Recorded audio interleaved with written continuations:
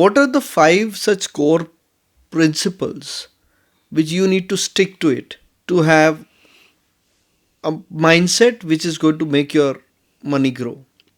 देखो, हम शास्त्र अगर पढ़े, हमारे इंडियन शास्त्र, सनातन धर्म के, जैन धर्म के, जो भी, तो उसमें शास्त्रों में भी विधि बताई गई है टू मैनेज द मनी.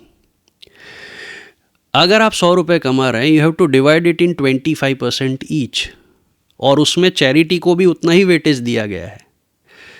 अगर आप 100 रुपये कमा रहे हो, आपका घर 25% से चलाना आपको आना चाहिए. You should spend 25% of your income on your house hold things. You should invest 25% on your business.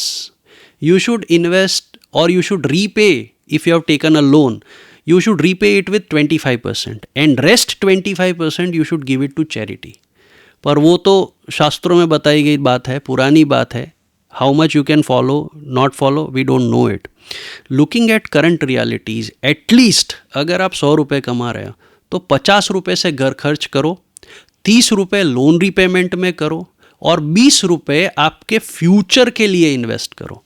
So you should at least have 20% of your income to be invested for your future life. Right. So now over here, if in case you don't have to repay the loan, so 50% savings and 50% Absolutely. home expenses, and the home expenses should also cover extensively anything which you want to travel, don't travel. Absolutely. जो करना है, AC लाना है, Mercedes लाना है, जो भी लाना है, वो 50% में से करो और 50%. अगर कोई बैंक का, अगर आप क्रेडिट देखो कि लोन एलिजिबिलिटी, तो उनके यहाँ पे भी सिस्टम है.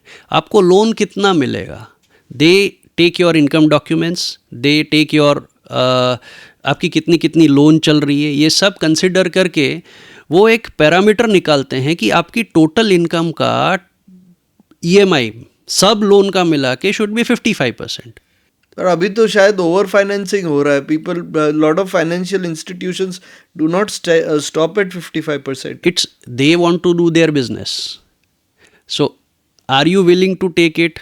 Not. It should be your choice. It is closely related. If it is they are over financing it, then maybe their interest rate is going to be Absolutely high. Same as credit cards, personal loans. Where we get stuck because मैं आपको एक simple सवाल पूछता हूँ विश्वम. शुरुआत में आपके pocket में कैश है और क्रेडिट कार्ड है. अगर आपको कोई चीज़ पसंद आई, आपको ख़रीदनी है, ख़रीद के प्राइस टैग देख के उसको 5,000 रुपये कैश देना है और 5,000 का क्रेडिट कार्ड स्वाइप करना है, आपको दर्द कहाँ होगा? तो रोकड़ा આપીશું ત્યારે જ થશે ને. આપણે દેશી बात ये है कि रोकड़ा जाएगा तभी पता चलेगा कि ये पैसा गया. तो दर्द होता है, because you can touch, feel and you can calculate. So there is an psychological limitation that happens. Credit card में आपको मंथ एंड में पता चलता है इतना ज़्यादा खर्चा हो गया, कभी कभी लिमिट खत्म हो जाती है, and then there is 3% interest rate on it monthly, which compounds to 36%. So ultimately you are giving finance to financial institutions. Yeah. And at times for business, at a lot of times financial institutions do not give money. So देसी गुजराती धंधे वाले लोग 1-1.5% से ज़्यादा बढ़ते नहीं हैं, पर लोगों को जब ज़रूरत होती है तब 2%, 3%. So उसमें भी क्या होता है विश्वम, what kind of loan you are taking? There are good leverage, there are bad leverage. Say for example आप leverage लेके घर बना रहे हो, तो इंडिया ऐसा मार्केट है, और रिसेंटली बजट स्पीच भी आया, उनका फोकस है कि बॉस हर बंदे के पास घर होना चाहिए.